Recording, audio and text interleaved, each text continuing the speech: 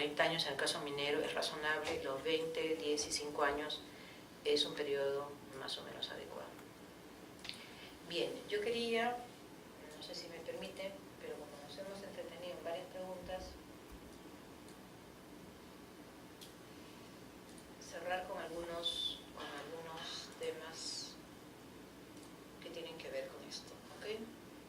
Les dejo ahí, tienen ahí más temas vinculados al sistema de gestión, ¿no? Cómo funciona, cómo opera, qué es lo que hay que hacer, en fin, les puede ser de utilidad. Pero quería terminar un poco con esto. En términos generales, ¿cuáles son las obligaciones de los empleadores? En términos generales, la obligación central es el sistema de gestión de seguridad y salud en el trabajo. Ese es el elemento central. Básicamente, la idea es prevención de riesgos, informar, capacitar, investigar y comunicar a las autoridades. En términos gruesos, esas son, de alguna manera, las obligaciones de los empleadores. Además, se plantea un tema particular en relación con discapacitados, niños y adolescentes, derechos de procreación. En el caso del derecho de procreación, yo les pido a los varones en particular tener especial atención, porque no es solamente un tema de las mujeres trabajadoras, de nosotras, sino también de ustedes.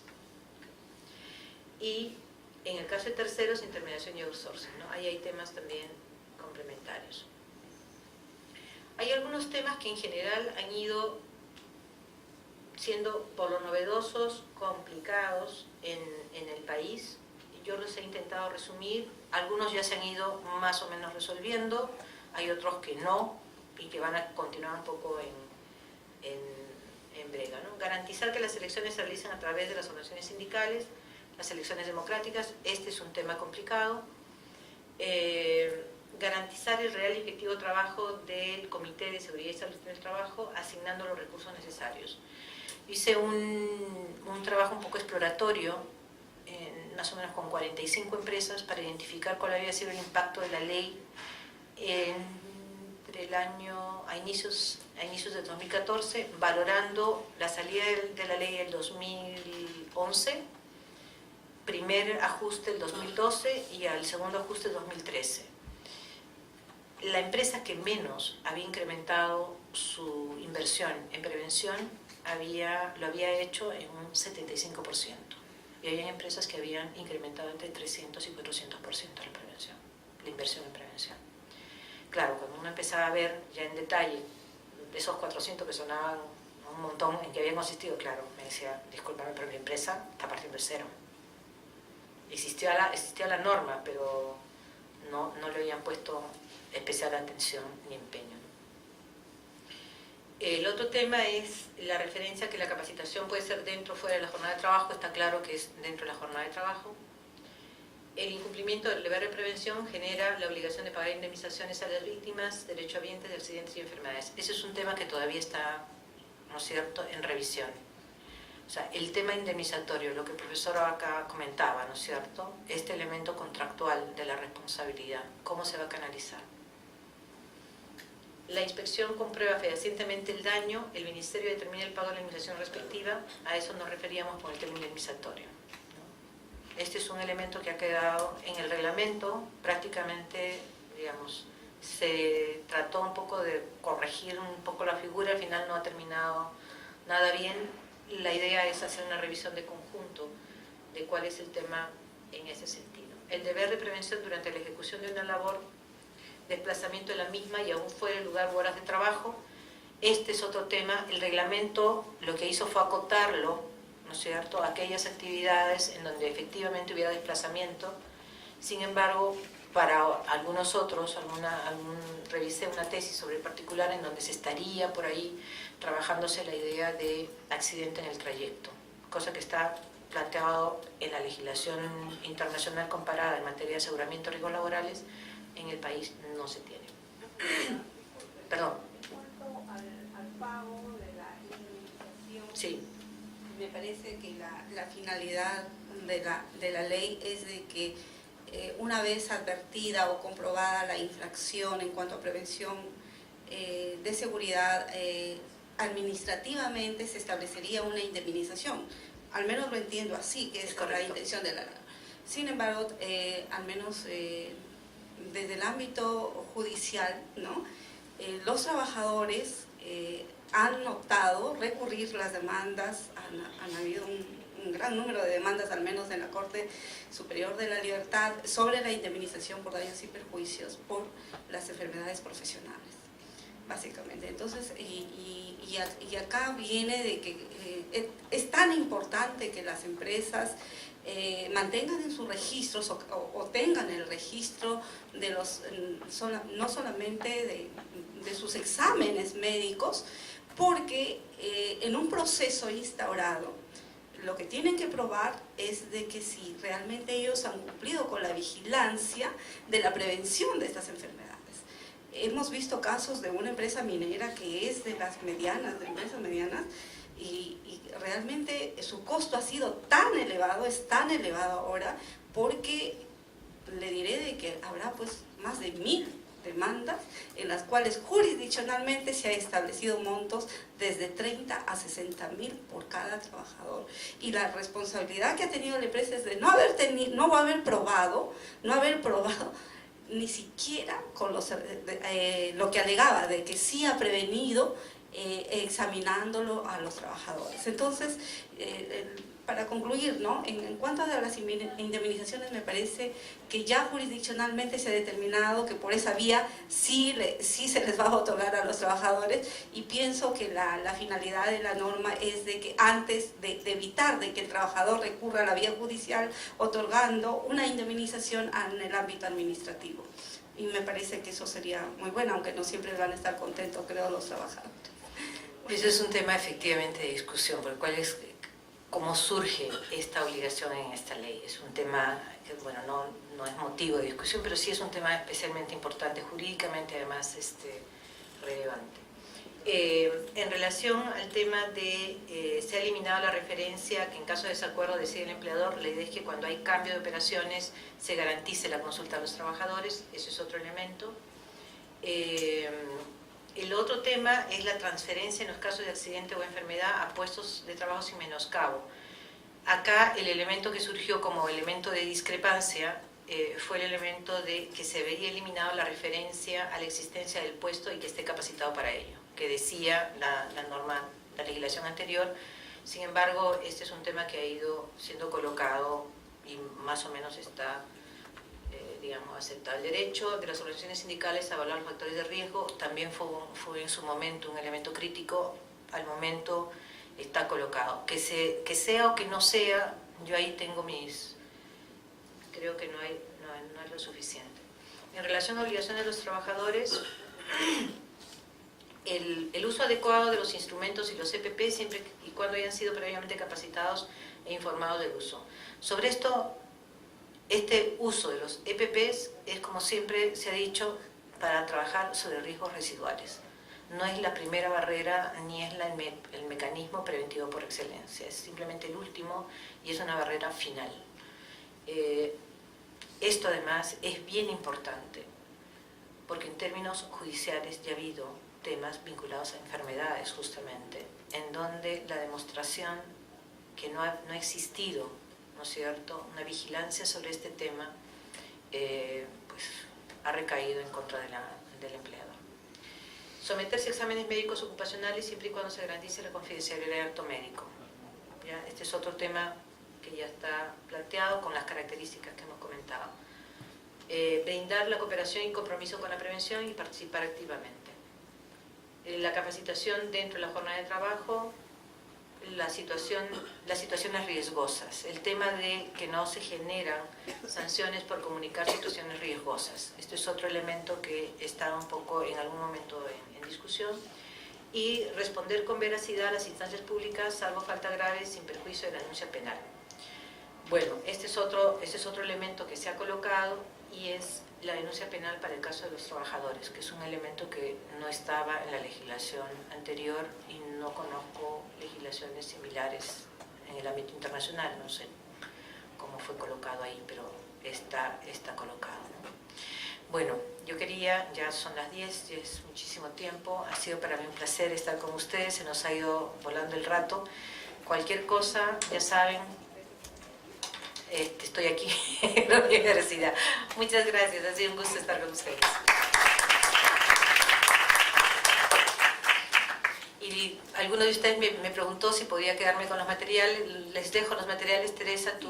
Yo lo voy a enviar mañana, estas diapositivas y las del doctor Blanca. Lo que pasa es que en el caso español, el modelo español es así. Ellos tienen la inspección del trabajo, que es esta inspección generalista, pero en el mismo Ministerio de Trabajo tienen el Instituto Nacional de Seguridad y Higiene del Trabajo. Es lo mismo, es la parte técnica. Entonces, cuando un inspector va a un centro de trabajo y toma una muestra, va acompañada de alguien del instituto.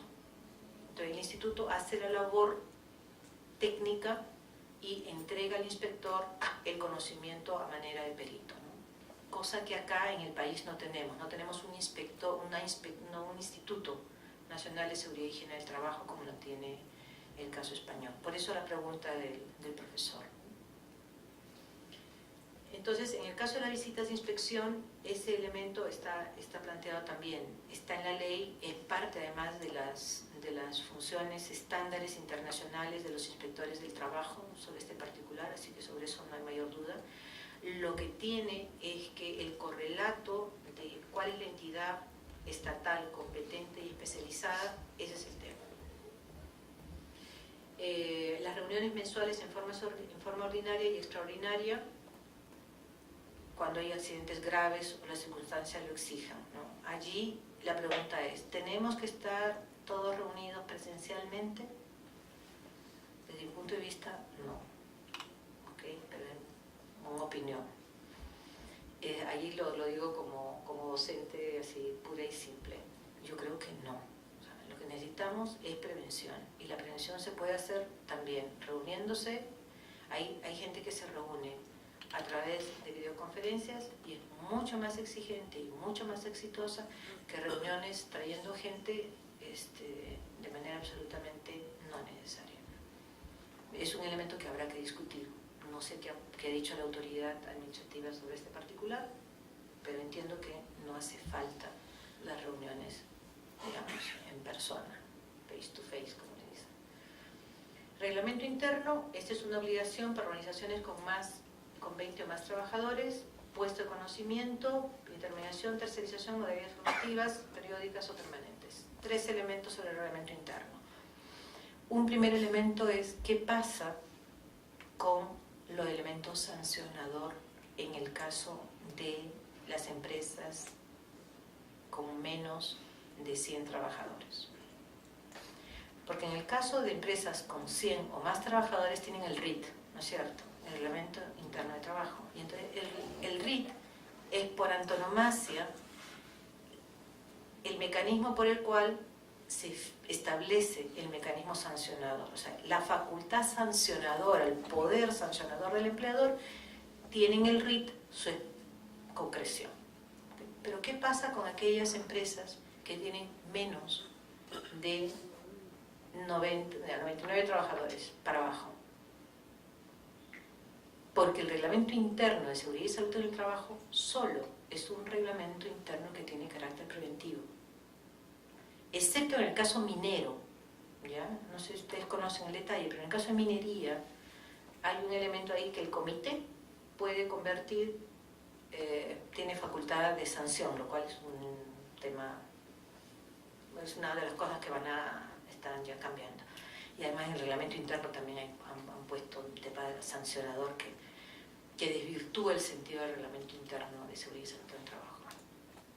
Los incumplimientos en materia de seguridad y salud en el trabajo previstos en el reglamento interno de seguridad y salud en el trabajo, es el segundo elemento, pueden ser y son como materia de sanción para los trabajadores. De hecho, sí. Ya, en el caso en donde existe el RIT, se graduará, se establecerán los criterios y se establecerán en ese mismo sentido las sanciones a que haya lugar. ¿Cierto? Tercero, en la 728 hay una norma expresa sobre el tema de incapacidad derivada. No sé si ustedes se acuerdan. ¿Se acuerdan? Ok. ¿Cómo opera esto con el reglamento interno de seguridad y salud en el trabajo. ¿Ya? Ahí es un elemento de compatibilidad que en términos legales es conveniente hacer en el caso de las empresas. ¿Ya? Es una recomendación más que otro comentario. Sobre el reglamento interno, entonces, ¿estamos bien? ¿Algún comentario adicional? ¿No? ¿Tú tienes? La norma que se hace referencia del 728 es la que señala el grave detrimento de la capacidad física para continuar con las labores. Sí.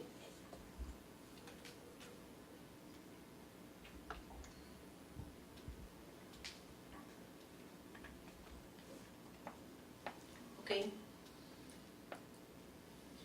Contenido mínimo en ese sentido, como ustedes ven, y es por eso que les comentaba, el tema básico del reglamento interno de seguridad y salud en el trabajo es esencialmente preventivo. Es este deber de prevención del empleador que tiene un brazo ejecutivo en el tema del servicio de seguridad y salud en el trabajo, que tiene un espacio de diálogo en el Comité de Seguridad y Salud en el Trabajo, tiene un lado normativo en el Reglamento Interno de Seguridad y Salud en el Trabajo. Eso es un poco el esquema del modelo preventivo que tenemos en el país. En ese sentido y bajo esa lógica, este contenido mínimo del Reglamento Interno de Seguridad y Salud en el Trabajo tiene su núcleo en un componente que se llama estándares de seguridad y salud en las operaciones, aunque ustedes no lo crean. O sea, el tema clave del reglamento de seguridad y salud en el trabajo está en este componente, que si bien es un componente técnico, tiene que tener un contenido jurídico lo suficientemente claro y explícito. Porque ¿qué es lo que suele ocurrir? Que normalmente el reglamento interno de seguridad y salud en el trabajo, los abogados nos dedicamos a objetivo y alcances, liderazgo, compromisos y política, atribuciones del empleador o supervisión de los trabajadores, punto. ¿O no? Y el otro el ingeniero, a ver, pásame lo que tengas, ¿no? Es como tema medio técnico, y es allí en donde están los elementos claves de la prevención y en donde hay que poner una especial atención. ¿Ok? ¿Por qué? Porque el estándar de seguridad y salud en el trabajo, en las operaciones, es lo que cuando haya un juicio, cuando haya un elemento en donde se requiera un elemento probatorio, lo fundamental va a estar colocado en este elemento de los estándares de seguridad. Va a ser, como dije, ese lado normativo de la prevención de los riesgos laborales. Entonces, si uno no presta especial atención en la elaboración de este reglamento interno de seguridad y salud en el trabajo y lo calza de manera adecuada con el proceso productivo, que es lo que vimos al inicio, ¿no es cierto? Al inicio, recuerdan, también el profesor insistió en lo mismo, la prevención va de la mano de la producción. Eso, en términos normativos, en el reglamento interno de seguridad y salud en el trabajo se concreta en estos estándares de seguridad y salud en las operaciones. Lo que ustedes pongan o dejen de poner en el tema operacional es lo que va a inclinar el fiel de la balanza en el cumplimiento obligacional en materia de prevención. Pues normalmente, como suelen ser criterios técnicos lo que se adopta, muchas veces nosotros no le echamos la suficiente mirada jurídica a los contenidos que esto trae. ¿Ok? ¿Estamos claros? Sí. Bien. Registros obligatorios. Bueno, este es otro tema, ¿no es cierto? Uy, ¿cuántos registros? ¿No es cierto? ¿Qué hacemos con las microempresas? Ya se ha dado una fórmula para microempresas. ¿Qué hacemos con el sector público? Hay otra fórmula ahí que se está generando para el sector público. Pero bueno, ahora estamos con el sector privado. Esto me lo dijo un gerente de prevención de una empresa. Me dijo, Estela, he escuchado hablar a un abogado quejándose de que tienen que hacer 25 registros. Y me dice, ¿tú sabes cuántos registros tengo yo que hacer para temas de calidad? Es una empresa mediana, no es una empresa grande, una empresa mediana, 120 trabajadores, 540 registros, me dijo, para temas de calidad. Porque a la empresa le interesa, siendo una empresa mediana, crecer, ¿no es cierto?, y tener un desarrollo y está ahora muy bien posicionada. Me dijo, lo que pasa es que no se logra entender la importancia y la trazabilidad que tiene que tener la calidad y los procesos técnicos al interior de las empresas. Entonces, en ese sentido quiero transmitirles, por favor, me dijo, cuando tengas oportunidad de hablar con tus colegas, diles que esto funciona así y que lo mínimo que ha puesto la ley es lo mínimo, que en realidad nosotros, por ejemplo, esta es una empresa mediana, tenía mucho más indicadores de los que exige la ley. Que esos son de alguna manera los básicos. Hay muchos más, hay temas que tienen... hay un tema adicional que me parece importante y es el tema de los exámenes médicos ocupacionales. ¿Ya? Todavía no está, no es un tema que jurídicamente se haya puesto, digamos, sobre el tapete. Sin embargo, el tema de la vigilancia de la salud de los trabajadores está rodeada del mismo nivel de confidencialidad que cualquier acto médico, porque estrictamente hablando, el examen médico es un examen médico y por tanto tiene que tener todas las garantías que provee la legislación, tanto de derechos humanos, la internacional, como la particular de la Ley General de Salud, en materia de protección de la intimidad, confidencialidad de los resultados, y solamente es posible acceder al conocimiento de la información de los exámenes médicos ocupacionales a cargo del médico de la empresa. ¿Saben qué he visto yo en una empresa? Esto no es ninguna infidencia, porque no digo el nombre. La responsable de la trabajadora social, revisando el examen médico ocupacional de un trabajador, diciendo, ¿sabes qué? Mira, no puede ser, esta persona está con tal y tal problema de salud. Y yo le decía, perdón, ¿usted es médica? No, me dijo, yo soy trabajadora y esto vengo haciéndolo hace años. O sea, yo le decía, que se haga no significa que se deba seguir haciendo. ¿Ok? Porque el tema del examen médico ocupacional, reitero, el carácter de confidencialidad que tiene, porque es un acto médico. ¿Qué es lo que puede y debe conocer el empleador? Es algo que hay que exigirle que hagan los médicos. Es lo que se llama vigilancia epidemiológica de las áreas y puestos de trabajo. Lo que pasa es que es más fácil para el médico agarrar y entregar un examen médico que hacer un tema que se llama vigilancia epidemiológica del estado de salud. Es otro tema. Este otro tema tiene sí un contenido preventivo, a diferencia del examen médico, porque el examen médico lo que te sirve, en el mejor de los supuestos, te sirve para despedirlo, ¿no? O para no renovar el contrato. Es para lo que te sirve, pero no sirve para efectivamente identificar las acciones preventivas correctas que corresponden a esa actividad, a esa área, a ese centro de trabajo.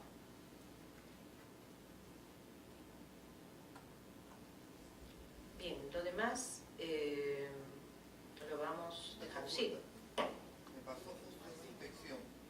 Me das un requerimiento, una serie de documentación de todo el sistema de gestión y entre eso los registros, ¿no? Entonces yo le digo al inspector, porque me había dado muy poco antelación, tengo todos menos del examen médico ocupacional en carácter reservado, pero si me hace otro requerimiento y ya vengo con el médico ocupacional para que usted se entreviste con él.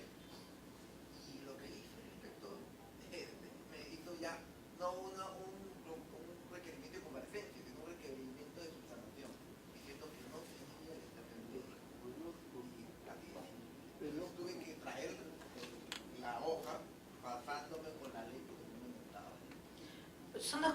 distintas, ojo, ¿ah? Entonces quería justo... Ya, para precisar, ¿ya? Mira, en realidad son tres cosas distintas, ¿ya? Quiero precisar este tema porque es bien importante. Una cosa es el registro del examen médico ocupacional. El registro es simplemente, ¿no es cierto?, un documento en donde se lleva fulano de tal, fecha de su examen médico ocupacional, check, realizado, punto. Eso es todo lo que puede aparecer. No tiene que aparecer nada más por la confidencialidad, solamente cuándo se realizó, quién lo practicó y la garantía que efectivamente corresponde. En otros países lo que se hace es se codifica. Entonces se estandariza y se pone un código y ya está, y te olvidas del asunto. Es el registro.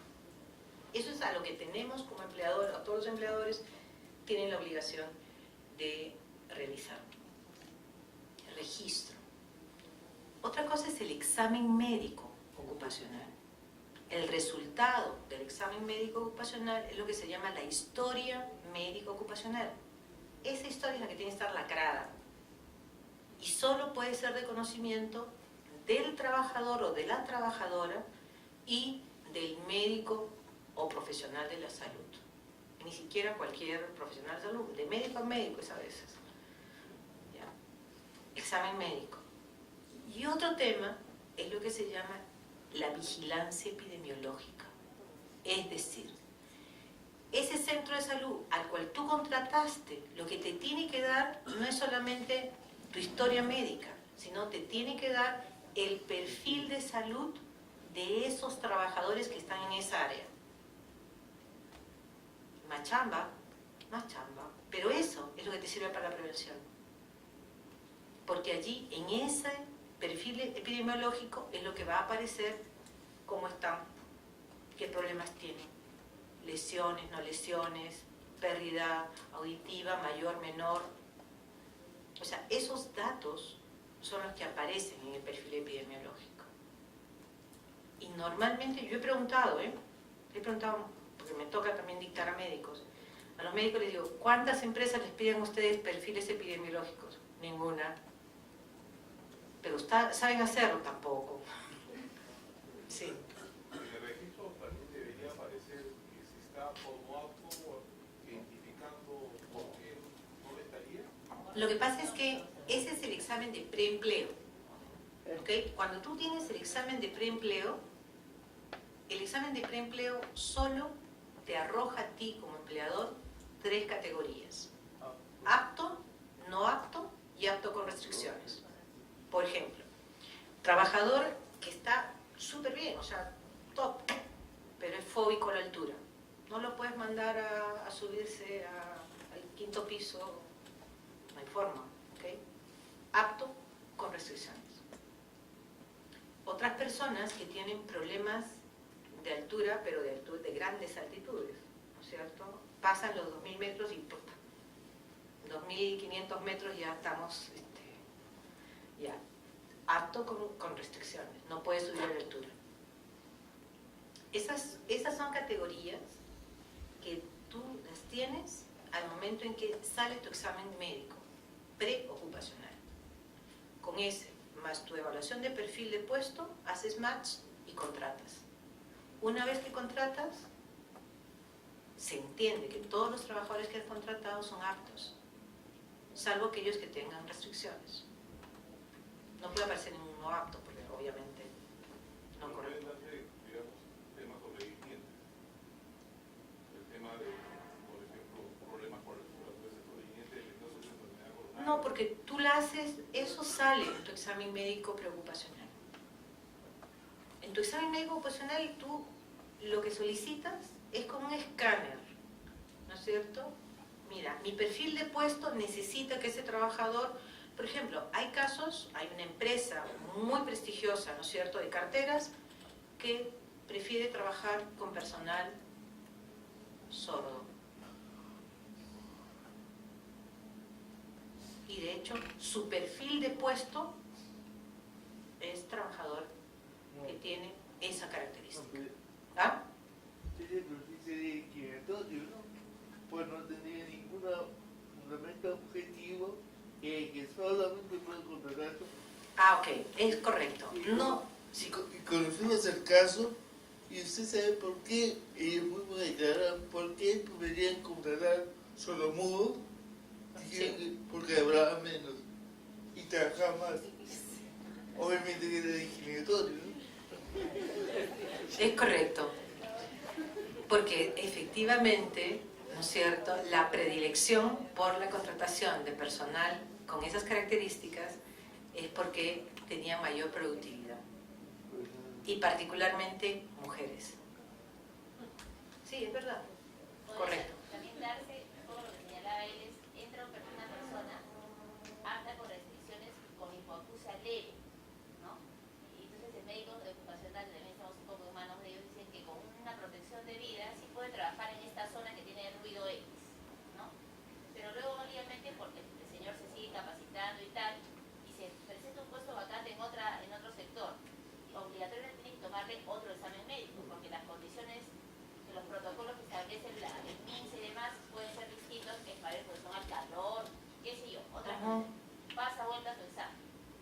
Y ahí la hipoacusia subió, ¿no? Entonces ya hay una restricción que puede hacer que el señor, si se ha reubicado, no pueda seguir en esta plaza, permanezca en esa, qué sé yo. Entonces, mi pregunta es, esta condición de alto problema de hipoacusia y hacer seguimiento o algo del cardiólogo, ¿eso sí lo puede conocer el empleador o solamente es que el médico hace el seguimiento sí y solo sí? En principio es el médico el que tiene que conocer de esta información. Lo que tiene que aparecer sí es en la historia médica ocupacional las características de las restricciones. Por ejemplo, un personal que no puede subir a la altura, tiene que aparecer restricción a la altura. Pero otras características no pueden. Okay. Otro tema que se ha dado es el tema de, a la hora que se hace el examen médico preocupacional, muchas empresas solicitan que se haga adicionalmente en la prueba de orina, exactamente, el test de embarazo. ¿Perdón? Que es igual, ¿no? Es discriminatorio. Claro, el tema, y eso es un tema, es discriminatorio, ¿no es cierto? Claramente discriminatorio frente, en este caso, a mujeres trabajadoras.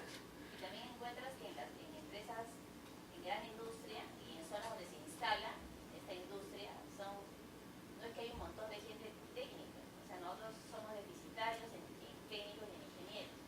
Y está ocurriendo que tienes 50 trabajadores y 25 tienen hipoacusia leve, no porque la hayan contraído en el empleo ocupacional, sino que ya vienen con su hipoacusia. Entonces estás indirectamente generando un trato, o sea, una barrera de entrada a la contratación laboral, y si dirán, pues, ¿qué hacemos con eso? Porque no es que haya otro. Entonces, con pena, o no le contratas el empleo, o si en el tiempo su hipoacusia se agrava, por poner cualquier un ejemplo de enfermedad común profesional, ¿no? Tienes que prescindir de esa persona porque tampoco hay puesto para que sea telefonista u otra cosa, lo ubiques en la propia empresa, ¿no? Entonces, sí hay un salvador de la vida, de la salud, eso sí es cierto y es totalmente importante y básico, pero también está generando este tipo de cosas como también el gran poder que tiene el médico ocupacional. Hay médicos que para hacerla fácil, no apto. Yo conocí un caso de un ingeniero especialista que como con los dedos de la mano contados, que era daltónico. Iba a estar de jefe del departamento eléctrico de una compañía. Y el médico puso al toque, Juan, no apto. Y simplemente el señor, poniéndose unos lentes especiales, ¿no?, con filtro, podían distinguir por los colores de los cables, ¿no? Que es una cosa vital. Y Dios hizo ayuda para que lo derivara al oculista y el oculista ocupacional y este dijera apto, porque los médicos no se hacen bolas, simplemente ponen no apto y se acabó. Y estaban perjudicando a un profesional de carrera que nunca había tenido ese problema. Y había pasado por N empresas, hasta que llegó el tema del examen médico ocupacional. Entonces, ¿hasta qué punto hay muchas cosas que regular? O sea, cuando decía el profesor que hay 1000 normas, sí las puedo creer, ¿no? Porque hay 50.000 cosas que presta a trato discriminatorio, como dice Hugo. Es correcto, o sea, parte de los temas que se van a tener que ir regulando en el país es justamente eso. Lo que ocurre es que es un ámbito en donde no ha habido regulación. Entonces, esa orfandad normativa lo que ha generado es lo que tenemos ahora. Entonces, regular lo que no ha estado regulado, regular una anomia es muy complicado, ¿no? Sin embargo, es importante hacerlo y obviamente se va a tener que ir haciendo, ¿no?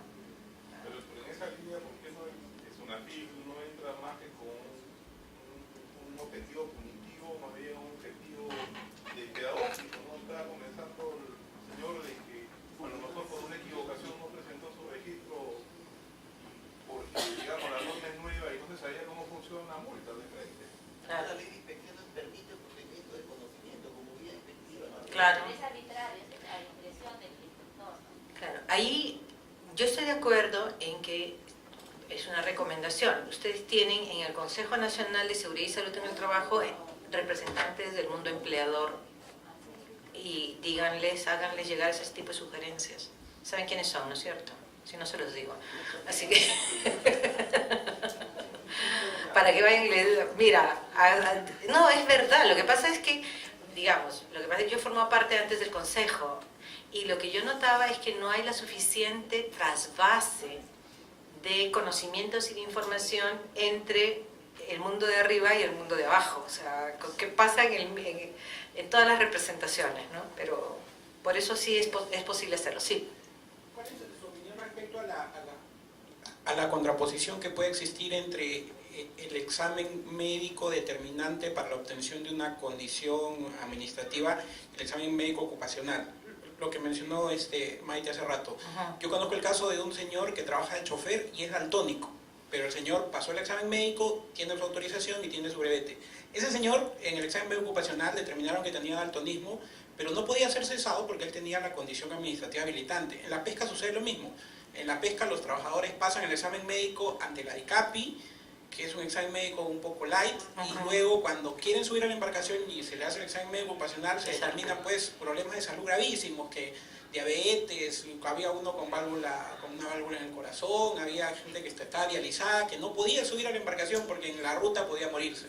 Entonces, ¿cómo compaginar esto del examen médico que toman las entidades estatales para otorgar una autorización administrativa con el examen médico de la empresa? Nosotros tenemos un grave problema porque no sabemos cómo cesarlo, porque ellos tienen la condición que los habilita a subir al barco o en ese caso a manejar el camión interprovincial, ¿no? Miren, yo les doy la respuesta que han tenido algunos países, ¿ya? O sea, no entro al detalle de cuál sería mi opinión, pero digamos, las experiencias que han habido en otros países es, por ejemplo, en el caso de pesca, gremio pesquero, ¿okay? Lo que se hace es, se norma criterios de examen médico ocupacional para la actividad pesquera, ¿estamos? Una vez que se norma esa actividad y se norma de manera tripartita para que no haya dudas ni murmuraciones sobre la calidad y el consenso tripartito sobre ese contenido, luego los empleadores lo que hacen es, tienen un servicio propio para el gremio de pescadores. Y entonces allí todo el gremio, o sea, todo el equipo, que es un equipo multidisciplinario, como se ha dicho, trabaja en función de los criterios de pesca. Y no pasa nada, porque es un solo examen el que se toma. No es un examen habilitante, otro examen y otro examen. O sea, un trabajador teóricamente no debería pasar más de un examen. Ese es el otro problema. Porque, por ejemplo, no sé si ustedes conocen el caso de algunas empresas mineras, pero ocurría que para evitarse problemas sancionatorios, la empresa minera con empresas contratistas le hacían pasar examen 1, examen 2, examen 3, es decir, en medio año habían expuesto a placa de rayos X a un trabajador durante 6 veces, o sea, tampoco es así.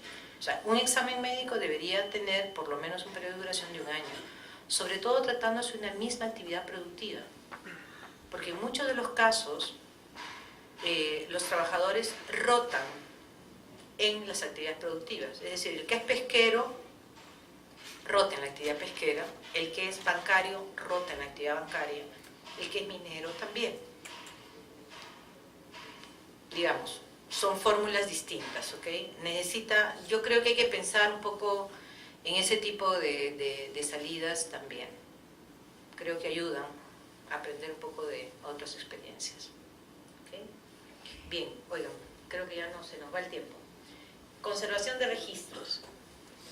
20, 10, 5 años. 40 años en el caso minero. Yo creo que en algunos casos ameritan los 40 años, porque efectivamente la aparición es tardía de las enfermedades profesionales. Hay discusión sobre este particular, pero desde mi punto de vista